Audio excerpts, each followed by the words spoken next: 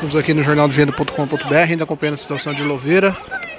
Aqui um bairro todo também foi afetado aqui pela cheia do rio Capivari.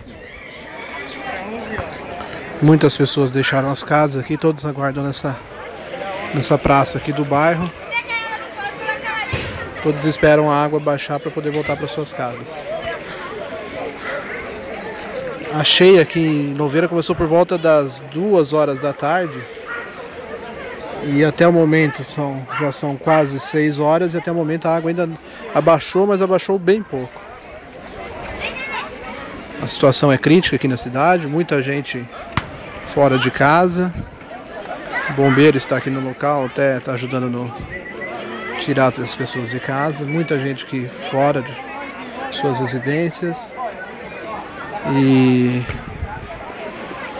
ainda não temos informações de se houve alguma vítima por causa da enchente. Até o momento só móveis e objetos pessoais foram perdidos aí na água.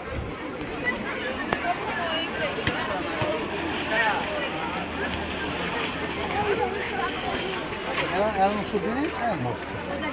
Ela tá chorando. Olha lá, tá. Eu tô lá em casa, ela vai comer.